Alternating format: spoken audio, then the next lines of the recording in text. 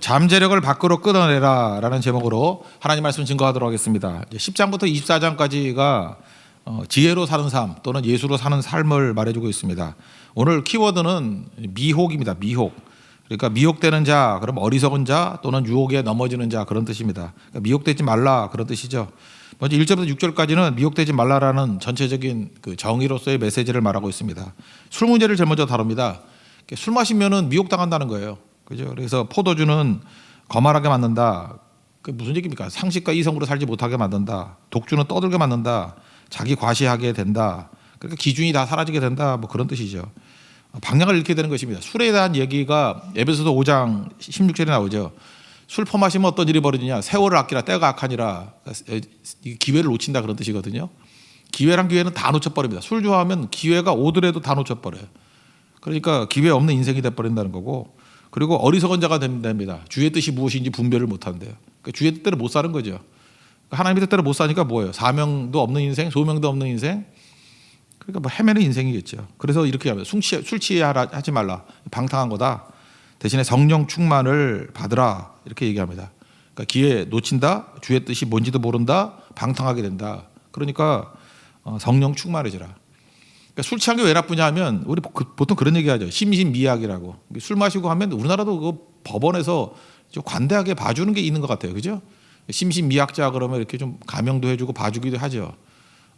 그게 뭐 옳다 그러다 이렇게 말할 수도 있지만 저는 개인적으로 그래요. 심신미약자들은 또 보호해 주는 것도 맞죠. 그렇지만 술로 인해서 심신미약이 된 상태를 자꾸만 인정해 주기 시작하면은 그거 뭐 한이 없겠죠. 그러니까 알라는 거예요. 술 마시면 심신미약자가 된다는 거.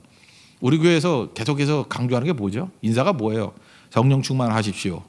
그럼 어떻게 돼요? 강하고 담대하게 됩니다. 그런 얘기죠. 그러니까 술에 취하십시오. 그럼 우리 또 인사를 바꿔 하죠. 술 취하십시오. 그러면은 약하고 심신미약이 될 것입니다. 이렇게 되겠죠. 그러니까 하나님의 원하시는 뜻이 뭐예요? 성령 충만해서 심신이 강한 자가 되기를 원한다. 그런 뜻입니다. 그러니까 미혹받기 제일 쉬운 상태가 술 취함이다. 이렇게 1절은 얘기하고 있습니다. 그러니까 2절은 이제 왕에 대한 얘기인데 여기서 왕은 이상적인 왕입니다. 하나님의 공의를 따르는 왕. 그러니까 왕이 해야 될 일이 뭐죠? 기준을 지켜주는 게 왕이 해야 될 일이라는 것입니다. 그런데 악한 지도자는 하나님의 뜻이 아니라 내 뜻을 주장을 하죠. 그래서 내 뜻이 흔들리면은 막 진노하고, 그러니까 뭐 갖고 화를 내는지 보면 알죠. 내 뜻이 흔들리면은 막 진노하고, 하나님의 뜻이 뭐 어떻게 되는지 관심도 없고, 수수방관하고, 그러면 무너진다는 거죠. 그걸 뭐라 그래요? 악한 왕이라 그러는 거죠. 쫓겨나게 된다는 것입니다. 그래서 술 때문에 뒤죽박죽되고 이런 기준 없는 왕, 그죠? 이런 것들이 오면은 다툼이 일어나겠죠. 그래서 주먹이 법이 되겠죠. 자꾸 다툼이 일어나니까 기준을 올바로 세우고 그 다음에 내 뜻이 아니라 하나님의 뜻을 붙드는 왕이 서 있다 그러면 다툼이 사라지게 된다, 그런 얘기입니다. 다툼이 횡하게 되면은 사람들이 게을러지겠죠. 그 다투면 되는데 뭐하러 일하겠어요. 그죠? 생산적인 일에는 집중 안 하고 분쟁에만 개입하는 거예요. 분쟁에 개입하면 돈이 생기거든. 그러니까 여기저기서 분쟁을 일으키는 거예요. 분쟁으로 먹고 사는 사람이 많아진다는 것은 나라의 망조죠. 그죠? 분쟁으로 먹고 살면 안 되고 생산으로 먹고 살아야 되는데 이게 문제가 된다는 것입니다. 이스라엘은 우리하고 반대입니다. 우리는 봄에 씨 뿌리고 가을에 거두죠. 이스라엘은 계절이 반대라고 생각하면 돼요. 그래서 가을에 씨 뿌리고 봄에 거둬요. 시기적으로 그렇다는 거예요. 시기적으로. 그래서 이른 비와 늦은 비 그러는데, 이른 비는 씨 뿌릴 때 내리는 비를 이른 비라고 그러고 추수할 때 내리는 비를 늦은 비라고 그러니까 이른 비는 언제 내리는 거예요? 우리식으로 하면은 가을에. 그리고 늦은 비는 봄에. 그 헷갈릴 필요 없죠. 그냥 간단해요. 우리하고 그 봄, 여름, 가을이 반대에 반대. 그래서 가을에 씨 뿌린다. 그리고 봄에 거둔다. 이렇게 얘기하면 뭐 쉽게 이해할 수 있다고 생각합니다. 근데 씨 뿌리지 않고 거둘라 그래요. 그러니까 로또 사회죠. 그러니까 한탕주의 사회. 그러니까 복마전 사회가 돼버린다라는 것입니다. 여기까지 한번 읽어보죠. 4절까지. 1절부터 4절까지 시작. 포도주는 거만하게 하는 것이요 독주는 떠들게 하는 것이라. 이에 미혹되는 자마다 지혜가 없느니라. 왕의 진노는 사자의 부르짖음 같으니 그가 노하는 것은 자기의 생명을 해하는 것이니라. 다툼을 멀리하는 것이 사람에게 영광이요를 미련한 자마다 다툼을 일으키느니라. 게으른 자는 가을에 밭갈지 아니하나니 그러므로 거둘 때는 구걸할지라도 얻지 못하리라. 거둘 때가 언제겠어요? 우리 식으로 하면 봄이죠. 봄에 구걸할지라도 얻지 못하리라.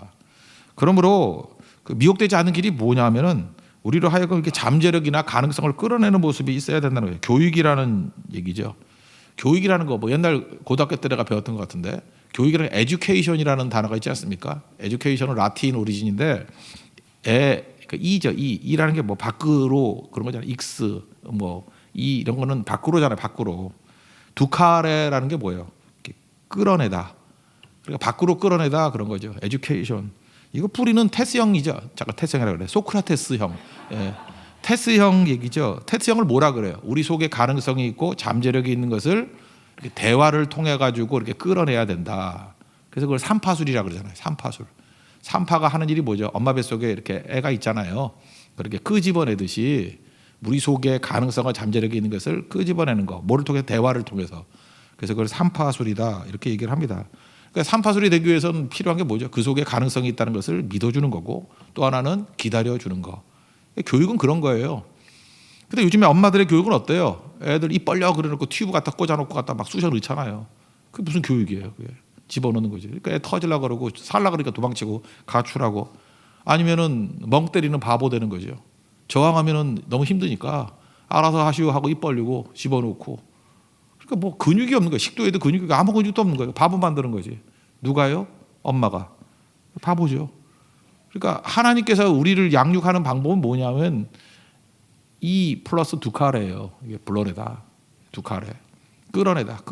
불러내다는 보카레인 거 아시죠? 그래서 보케이션 나왔잖아요. 그죠? 소명이라는 거. 보카레, 두카레. 끌어내다. 보카레, 불러내다. 그런 뜻입니다. 그러니까 베드로 보세요. 베드로가 뭐 짱돌같이 살았잖아요. 근데 예수님은 그의 속에 있는 걸 끌어내잖아요. 베드로, 너 반석같이 되리라. 그죠? 이게 되게 중요한 거죠. 그래서 기다림이 있어야 되고 우리 속에는 하나님의 형상이 다 있습니다. 그래서 그 속에 있는 가능성과 잠재력, 하나님이 주신 은사 이런 것들을 끌어낼 줄 알아야 된다라는 것입니다. 그러면은 뭐 승리한다는 거죠. 근데 바보들은 그거 모르고 자기 중심이에요. 자기 자랑만 하다가 끝나게 된다. 그러니까 뭐 후손들이 망한다 그런 얘기겠죠. 5절, 6절, 7절 읽겠습니다. 기준이니까 시작. 사람의 마음에 있는 모략은 깊은 물 같으니라. 그럴지라도 명철한 사람은 그것을 길어내느니라.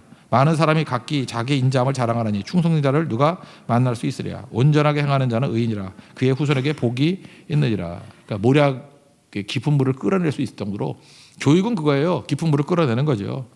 에듀케이션 2 플러스 두카레. 이제 8절부터 내용은요. 12절까지는 미혹되지 않는 사회 시스템을 만들라는 거예요. 사회 시스템. 미혹되지 않는 시스템 만들려고 그러면 왕이 기준이 돼야 된다. 심판 자리에 앉아있는 왕이 기준이 철저히 돼야 된다는 거예요. 그래서 지도자가 한 당파의 당파성을 가지고 있으면요. 그걸 뭐라 그러죠? 그건 오야붕이지 오야붕. 그죠? 일본 말로 오야붕이고 두목이고 뭐 깡패지부 그거 아무것도 아닌 거죠. 그러니까 공동체의 지도자가 된다 그러면 당파성이 없어야 돼요. 누구에게나 공정하게. 그렇게 지도자죠. 자기 편만 지지하는 게 무슨 놈의 지도자야. 그게 깡패지. 그죠? 그래서 공평무사하고 자기가 제때 개입할 줄 알고 그래서 그 왕의 왕됨 그런 걸 얘기하고 있습니다. 그리고 또 하나는 뭐냐 하면은 이렇게 기준을 세워주는 것도 있어야 되지만 또 눈물이 있어야 돼요. 눈물. 그래서 내가 내 마음을 정하게 하였다. 내 죄를 깨끗하게 하였다가 누구냐. 그러니까 왕에겐 또 이 공의와 상의, 사랑 이 두 가지가 다 있어야 된다고요. 눈물이 있어야 된다고. 사도 바울이 그랬던 것 같아요. 사도 바울은 하나님의 말씀이라는 기준을 증거했죠. 그 에베소 장로들과 헤어지면서 사도행전 20장 31절에 저는 이 말씀 너무너무 좋아요. 내가 3년이나 밤낮 쉬지 않고 눈물로 각 사람을 훈계하던 것을 기억하라. 훈계 기준입니다. 근데 어떻게 훈계했어요? 눈물로 훈계했다는 거예요. 그래서 우리가 깨끗해지기 위해서는 목욕 그런 거 아닙니다. 뭐 깨끗한 말 그런 것도 아니고 우리 교회가 깨끗해지기 위해서는요. 눈물이 있어야 돼요. 하나님께서 우리에게 눈물 주십니다. 십자가 그러면 눈물이 나고요. 그 십자가의 보혈의 피로 우리 씻긴다는 게 뭐냐 하면 통곡이에요. 통곡. 눈물로. 그래서 교회는 눈물이 있는 교회는 깨끗한 교회입니다. 정화된 교회예요. 그러니까 기준이 있고 눈물이 있고. 하나만 있는 거 아닙니다. 둘 다 있어야 돼요. 공의가 있고 눈물이 있고. 그게 기준 세우는 거다. 그런 얘기를 하고 있습니다. 그러고 난 다음에 또 같은 얘기 또 얘기하죠. 한결같은 추. 기준 잘 세워라. 똑같은 얘기를 한 번 더 반복하고 있습니다. 8절 10절까지 시스템 얘기입니다. 8절부터 10절까지 읽겠습니다. 시작. 심판 자리에 앉은 왕은 그의 눈으로 그의 모든 악을 흩어지게 하느니라. 내가 내 마음을 정하게 하였다. 내 죄를 깨끗하게 하였다 할 자가 누구냐. 한결같지 않은 저울추와 한결같지 않은 되는 다 여호와께서 미워하시느니라. 기준 잘 세우고 눈물 있는 그런 시스템을 만들어야 된다. 그래서 두 가지가 다 있어야 된다는 것입니다. 그리고 이제 교육 얘기인데 아이들에게도요. 그 애들 동작, 행동 이런 것들을 잘 하라 뭐 이런 얘기예요. 이거 우리나라에도 이런 게 뭐 없을까 했더니 그 5만 원짜리 주인공의 아들 있죠.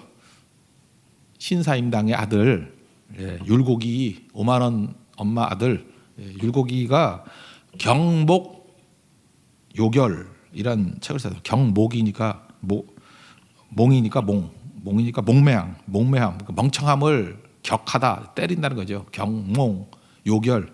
그러니까 무지몽매함을 격퇴하는 뭐 간단한 지침 뭐 이런 거죠. 경몽요결. 제목은 들어봤죠. 이거 시험에 많이 나오니까 경몽요결. 거기 보면 여러 가지 이제 얘기들이 나오는데 그 중에 이렇게 간단한데요. 9가지 몸가짐이 나와요. 그래서 공부를 할 때 우리는 대충 누워서도 공부하고 뭐 이렇게 삐뚤어지게 앉아서 공부하는데 안 그래요. 이게 유학에서 가르칠 때는 보면은 자세가 중요하다는 거예요. 자세.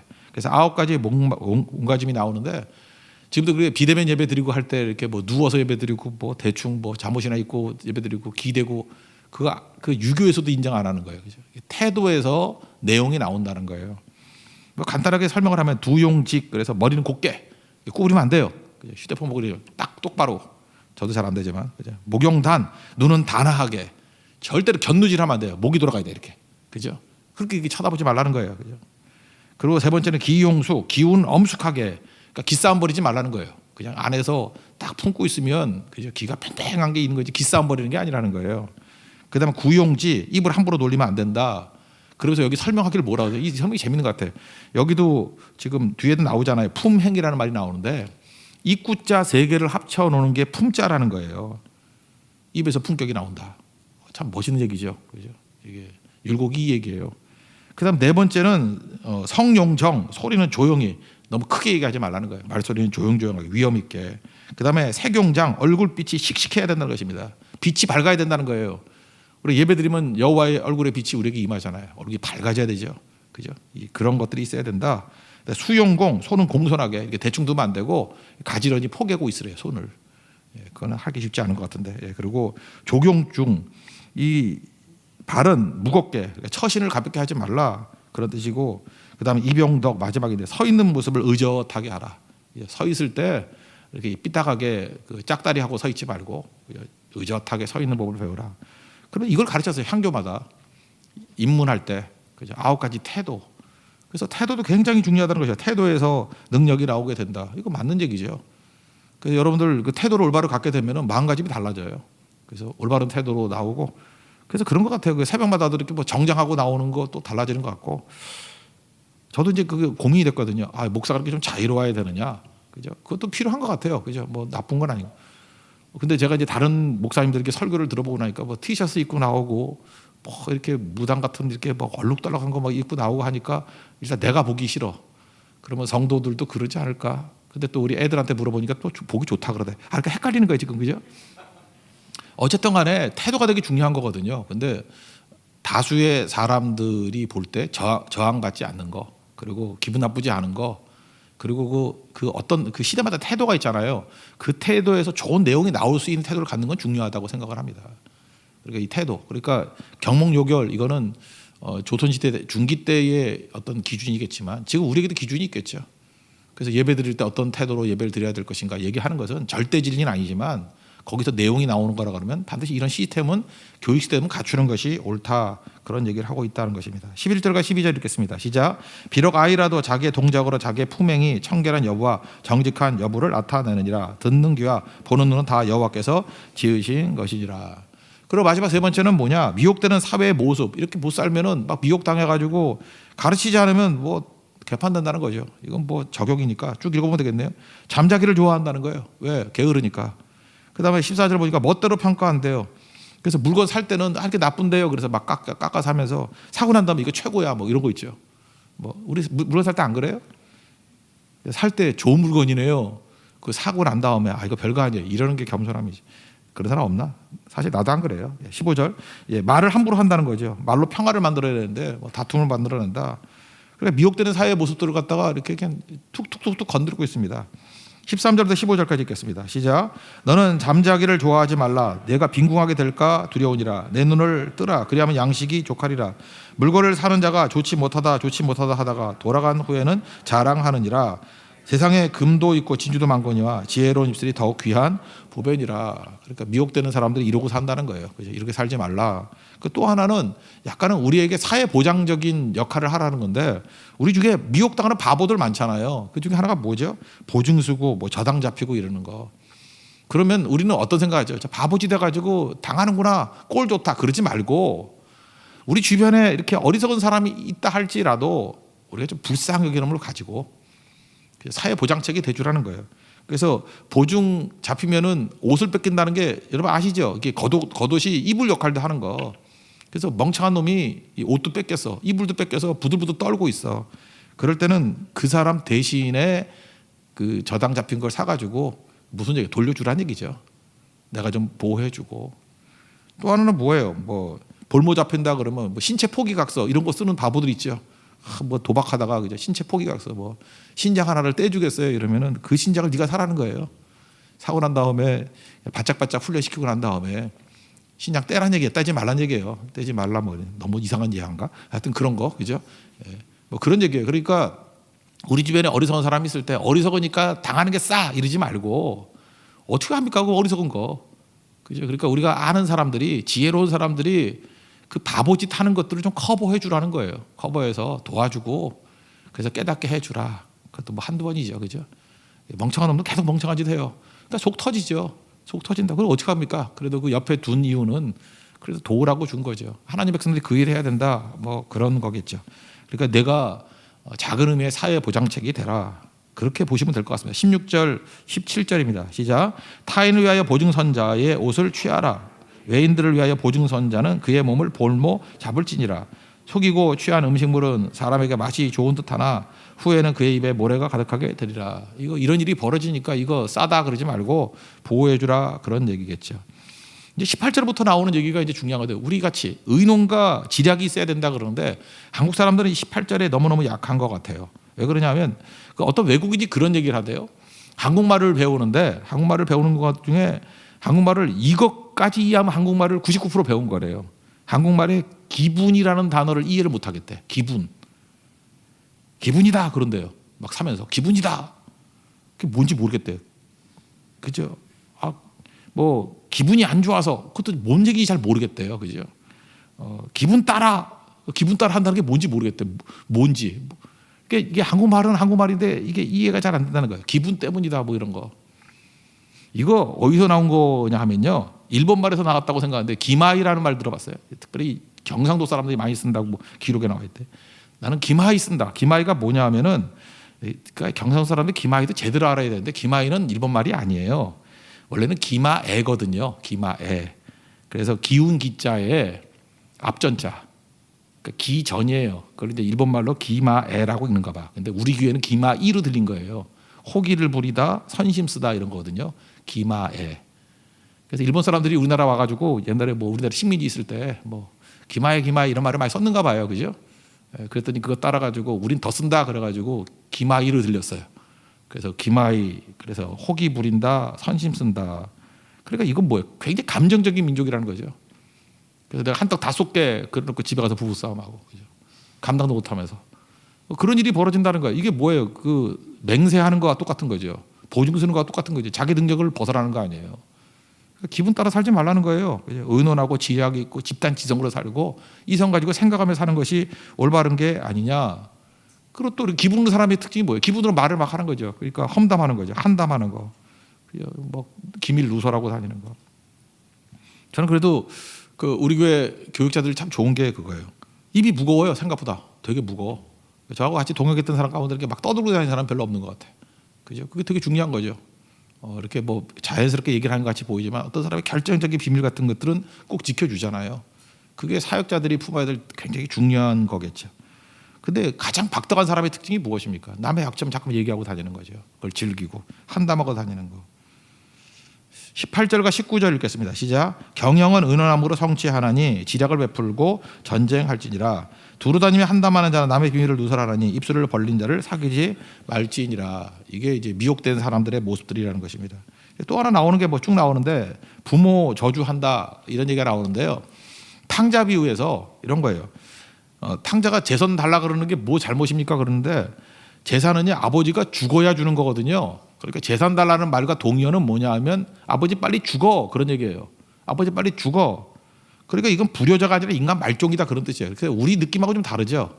우리 살아있을 때도 재산 물려주잖아 이렇게. 근데 이스라엘 개념에 있어서는 아버지 죽는 게 좋겠어. 그 말하고 똑같이 들린다는 거예요. 생명의 뿌리를 부인해 버리는 거죠.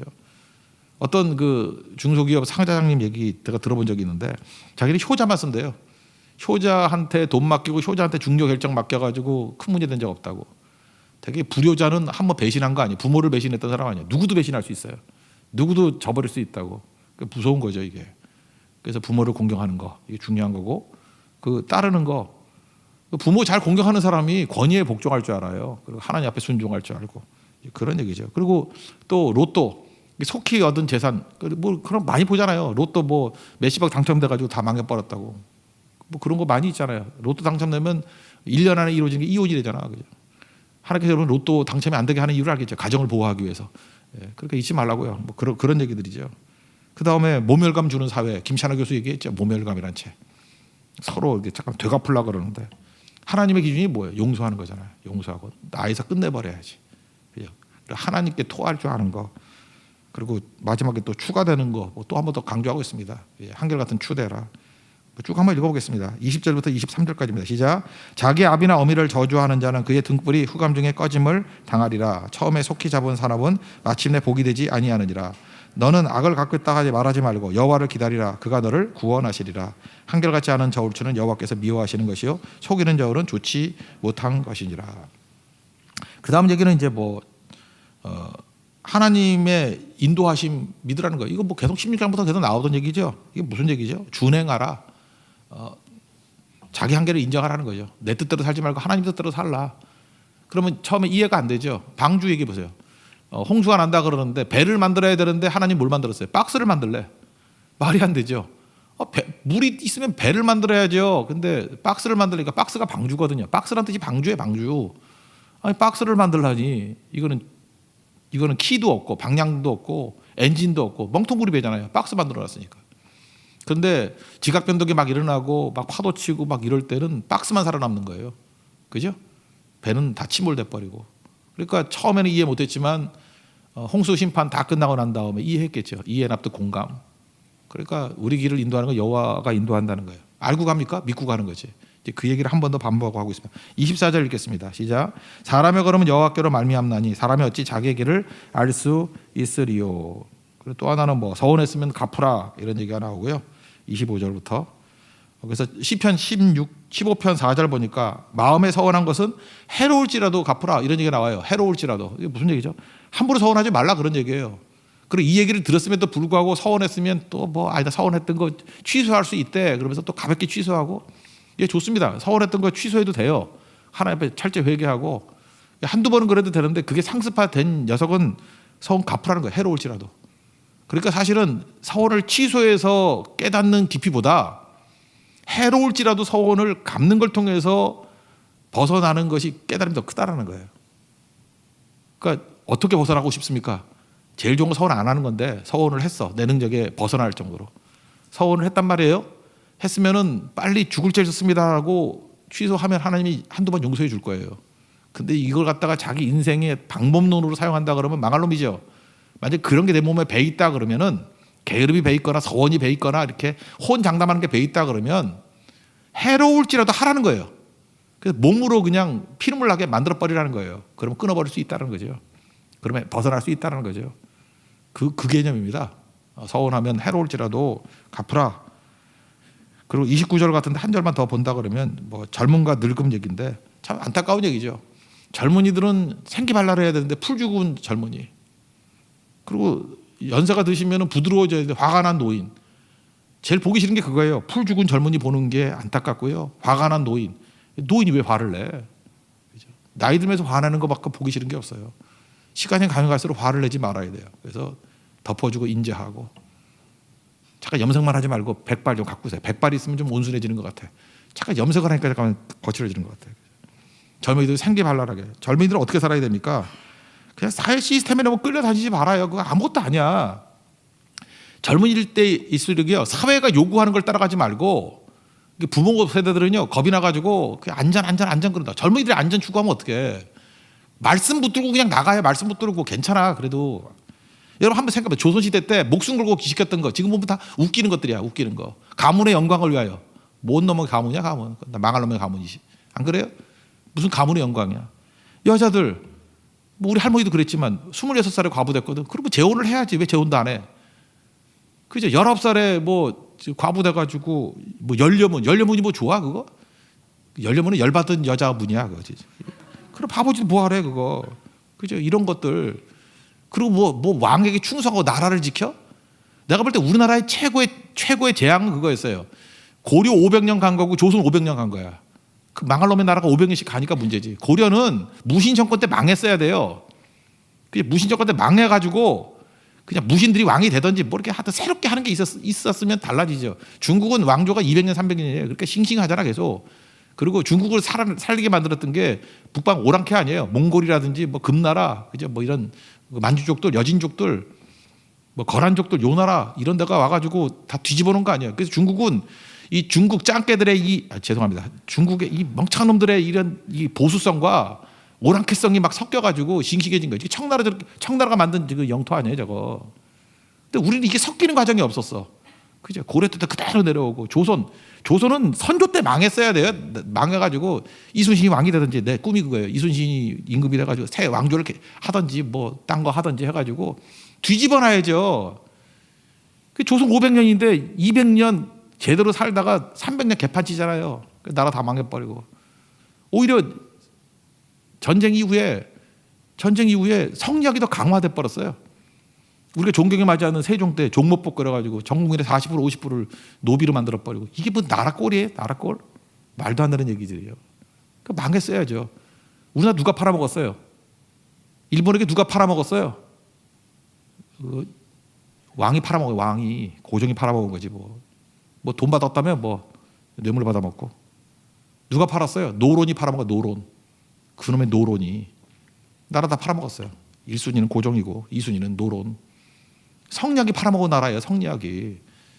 그러니까 망할 때 망하는 게 뜻이죠. 그거 잘 보세요. 우리가 볼 때 항상 그 사회 시스템은 유지하기를 원하는 거거든. 근데 반드시 그것만은 아니라고요. 하나님의 축복이 뭔지 알아요? 망할 놈들은 빨리빨리 망하는 거예요. 무너지고 깨지고 그래서 회개하고 올라오고 주님 붙드는 거. 하나님께서는 하나님 백성들 계속 유지만 하던가요? 망해가지고 바벨론 포로로 끌려가게 만들어서 싱싱하게 돼가지고 돌아오게 만들고 그게 하나님의 오랑캐성이에요. 그죠? 말 제대로 안 들으면 애굽으로 끌고 갔다가 다시 돌아오게 만들고 바벨론을 끌려갔다가 돌아오게 만들고 아수르가 쳐들어오고 바벨론이 쳐들어오고 난리 부리게 만들고 그래서 엎드려서 싱싱함을 유지하는 것. 그게 하나님 백성의 모습이라는 것입니다. 미혹당하지 않는 게 그거예요. 광야성. 광야로 가야 됩니다. 그게 우리 살 길이라는 거예요. 너무 흥분했는데 25절부터 마지막 절 읽고 마치겠습니다. 시작. 함부로 이 물건을 거룩하다 하여 서원하고 그 위에 살피면 그것이 그 사람에게 덫이 되느니라. 지혜로운 왕은 악인들을 키질하며 타작하는 바퀴를 그들 위에 굴리느니라. 사람의 영혼은 여호와의 등불이라. 사람의 깊은 속을 살피느니라. 왕은 인자와 진리로 스스로 보호하고 그의 왕기도 인자함으로 말미암아 경고하리라. 젊은 자의 영화는 그의 힘이요 늙은 자의 아름다움은 백발이니라. 상하게 때리는 것이 악이 없이 하나니 매는 사람 속에 깊이 들어가느니라. 나라에 때리는 매 나쁜 게 아니에요. 이 광야성을 통해서 우리가 살 수 있다. 그래서 핵심 미혹당하는 자에서 지혜 있는 자로 변화가 되라. 하나님 말씀 붙들고 나갈 때 그 능력이 나타나게 된다는 것입니다. 우리 삶 속에서 하나님이 이끄시는 선하신 손길 믿고 의지해서 일어설 수 있는 하나님의 종 되기를 축원합니다. 자리에서 일어나겠습니다. 믿음과 삶 찬양하겠습니다.